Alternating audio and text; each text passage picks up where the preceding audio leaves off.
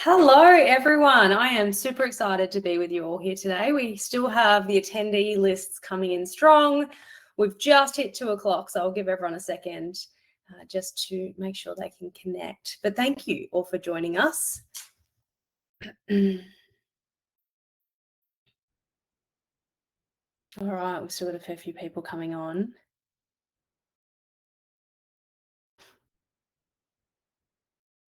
In the meantime, I'll get my slides ready. I've got so much to present to you guys today. It's going to be short, it's going to be sweet. We're doing this in a bit of a series so that I don't take up too much of your time.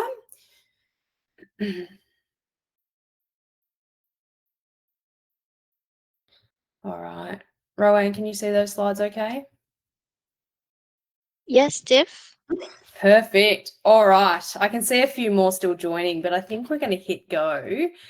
Just before I actually kick off with some information, I would love to know, how did you first find out about this webinar? I've just thrown a poll up. You should see that in the center of your screen. If you wouldn't mind selecting that for me, it's super helpful for us just to make sure we're advertising in the right places. Lots of names that I see. I'm really pleased that there's a lot of clients here because I'm hoping that this information and these insights will really help you build a stronger relationship with your offshore team members. And that's a huge part of why we do what we do. So awesome. Thank you for those that voted. There's still a few votes coming in, so please just make sure you throw that up on your screen. All right, why are we here? Why am I choosing to run this series?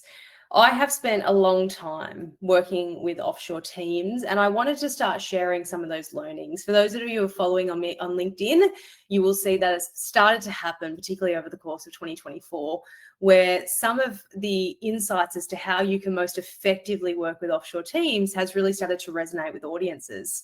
And so it made sense for us to actually put some of this into practice and to teach those things back to you. And so I'm going to give you a little bit of a holistic understanding of why we're doing this in a minute and where some of this learning and training has come from.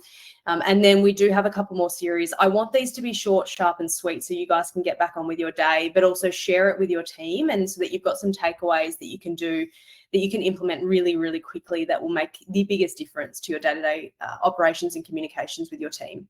So that is why we're here. I want this to be as open of a dialogue as possible. I want this to be your opportunity to say to me, Tiff, this happened with my Filipino and it wasn't like I expected it to. I didn't expect that outcome.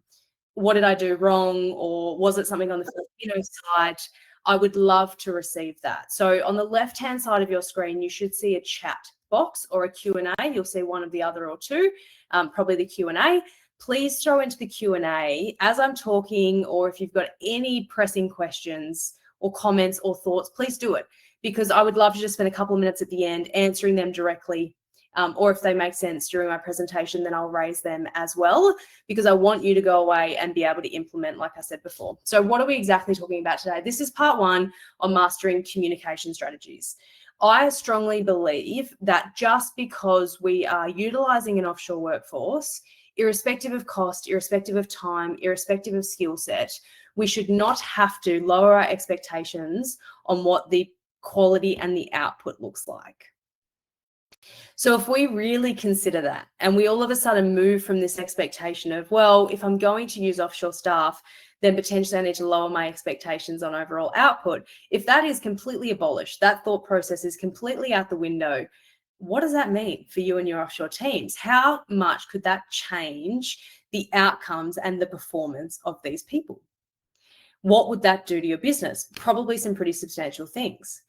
But where things get really interesting is the lack of awareness around cultural nuances. And this isn't just Philippines, although this presentation is very much catered to Filipinos.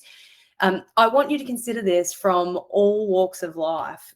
There are people that will be working with you directly that have not come from an Aussie background, and therefore how we're used to communicating may not actually be the most effective way to communicate with them. So for those of you who don't know me, I know there's a lot of people on here that do, and if you've seen me on LinkedIn, you'll probably feel like you know me even more.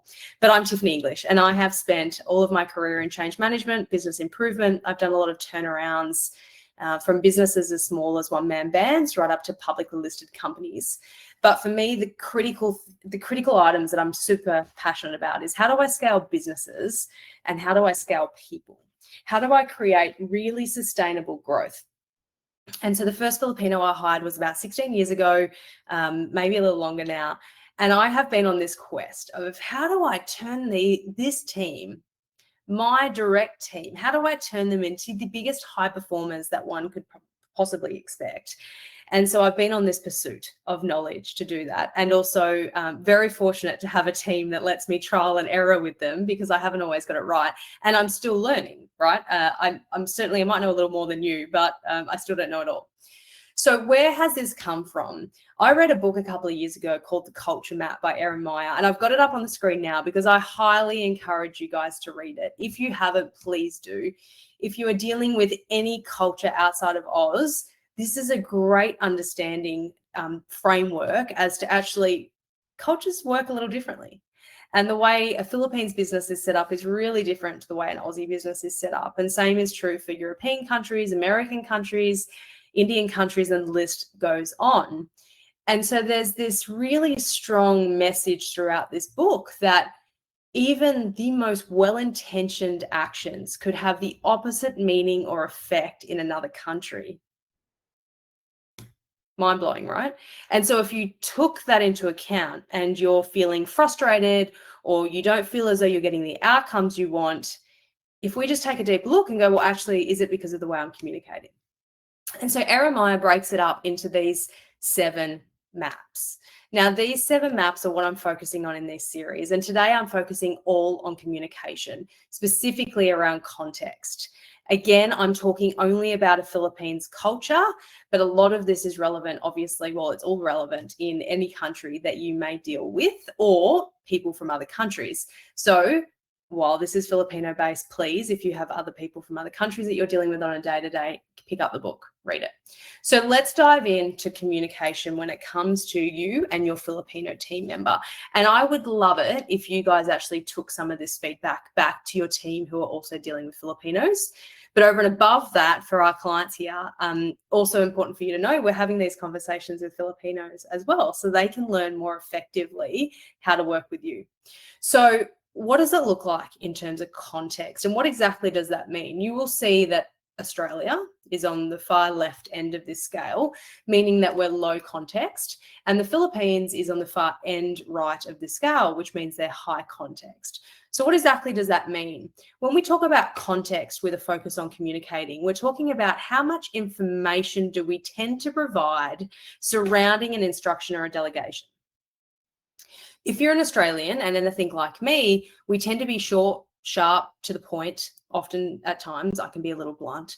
And so I just naturally provide very low context. It's often, hey, can you get this done for me, with a couple of sentences? And I haven't in any capacity provided a full scope of why I need this, what benefit this has, and what I'm expecting to achieve as an overall outcome of the business objectives. So if I'm doing that to another Australian, I usually get the outcome I want because they're very used to communicating in that same style with very low context. However, in this instance, we're dealing with Filipinos. And as you can see, is Filipinos are right up the very other end of the scale, which means they're extremely high context. They want to know why. What is the bigger picture here? Why am I doing this task? What is this creating for the business as a whole? Are we working to achieve overall objectives? Is this just a tangent to the left? And that doesn't mean that we have to provide 7 paragraphs with every instruction. And I highly encourage you not to do that because it's a total waste of time. But what it does mean is that if you provide a little more context, a little more background to back up that task, then you're likely going to get a completely different outcome. One of the biggest complaints I hear is, Tiff, I gave a Filipino a task and they gave it back to me exactly like what I asked for and nothing like what I expected. And so often we put this pigeonhole around Filipinos that they can be seen as very practical and just very in the point of the words. That's not necessarily the case. It's just you've provided no context. So they've done exactly what you've asked them to do. It's just not what you've expected. So what are some tips that can really change this? It's not hard. It's really not hard. So one of the biggest things that I suggest for you guys is to use screen recordings, video calls, and audio messages as much as practically possible and avoid written text like emails. Now, why do I say that? Because as Aussies, we tend to talk more and provide more context in a verbal sense than what we would if we're trying to quickly smash out an email. Yeah. So ways that you can do that is there are a lot of screen recording tools, and my team have put some up on the screen for you there. Loom, Screencastify, they work really effectively because you're able to record your physical screen whilst explaining exactly what it is that you need done. They're then able to watch that over and over and over again, if they so have to fully understand the realm of this activity. Video calls, without doubt, you need to do them. If you're not doing them with your team, you absolutely should be, because it's the difference between embedding someone to just do a couple of tasks for you here and there versus embedding someone as a team member who feels like they're a team member on the same vision, mission, journey as you and your organization. So Zoom, Google Meets, Microsoft Teams, you're probably all using these for your local teams already, and hopefully already your Filipino teams. But if for whatever reason you want to explain a task in a bit more detail, just turn on the video call, press record, let them watch it back later if they have to. But what you've done automatically is you've created more context. The other tip I have for you is if you're on the road a lot like I am, I don't always find it that effective to do video calls or screen recordings, right? So I do a lot of audio messages. Whenever I've left a meeting, I do a quick audio message, usually to my right-hand man, Roanne, who's on here right now, and say, hey, this is what's happened. Can you please action A, B, and C? We use Google Chat internally, and there's a really easy method to be able to do that there. WhatsApp is another place you can do that. There's lots of ways that you can do it. But my biggest thing to encourage here is that the more you do in terms of communicating verbally versus text, you will absolutely change the way and the outcomes that you receive. So this is an interesting part, and I wanted to talk more about this quickly. And please start putting some questions in the Q&A, because like I said, I wanted to make these really short and sweet. One of the worst things you can do with your Filipino is ask close-ended questions. Do you think we should? Yes or no? Do you understand what I've asked? Yes or no? And the reason for that is Filipino culture is often about saving face. And in many instances, they are there to serve you and please you and make your life easier. It is very difficult for them to turn around and use the word no when they know you're expecting the word yes. So to avoid that on all costs, just change up the language. Stop using close-ended questions and pivot it to, what did you understand about what we just spoke on? What do you think we should do? What changes do you think we should make? And you may not get instant answers immediately, because a big part of this is building trust, and I'll go through that in another series. But you will eventually start to open the dialogue where they know you are no longer expecting a yes or no answer and that you want feedback. If you expect instant understanding, you will be sorely misunderstood, and you will be frustrated, and you will not be receiving the outcomes that you want. So by simply asking them to repeat, or confirming with them what exactly did you understand, or are you able to repeat that task to me, you will all of a sudden get clarity, understanding, and the way you communicate will completely change. The other thing I want to communicate here is about criticism. And I often talk about constructive criticism is so important, and feedback is one of the most critical items and elements of business growth. If you don't do it, your business will stay stagnant. So it's very, very important. And I'll talk a little bit more about it in a bit more detail a bit later on. But criticism to a Filipino in public is not ideal. You will not get the outcomes you want. It'll be very embarrassing for them. And that whole safe face will be hard for them to maintain. And so the element of you asking a yes or no question, going back to my first point, if they say no, particularly if it's in public, that is embarrassing for them. And so you've got to understand that from a cultural perspective. Build a relationship where it's okay for them to say, I don't understand. And my team are constantly saying, Tiff, I have no idea what you just said to me. And that's okay. And I expect that. And I've built that relationship with them over time. So the takeaways from this: open-ended questions. ask for clarity, ask to repeat for clarity. Make sure you're using video sessions or audio messages to really get that information seen and heard. Now, for those of you who are clients in the room, you all have access to a learning portal with a bunch of information like this and much more, including tools and templates, monthly check-ins, daily huddles, how to do it all. We've taken what works, the best practices, and we've put it all into a resource kit for you. You all have access, but if any of you can't access it or you don't know about it, then please reach out to my team at client support at accessoffshoring.com.au and they will make sure you've got access. So for those of you who really want to take something away from this, you have the ability to completely change the culture within your organization. A team culture that bleeds not just throughout your Aussie culture, but well deeper than that into your offshore teams. You build highly skilled and qualified global teams because your expectations aren't in line with a he said, you do sort of scenario. And you have teams that genuinely care, and let me tell you, they stay. The level of engagement you'll obtain, the level of loyalty you'll build will far exceed the effort you take in making a couple of tweaks to the way that you communicate. For those of you who don't know what we do, we are an offshore recruitment specialist. We specialize in finding the best talent in the Philippines and bridging that gap for Aussie businesses here and here. We do a lot of this cultural education. There's lots and lots of businesses that tell you to use offshore teams, but who's actually diving in to say this is how you build the most effective relationships, and we're here to do that.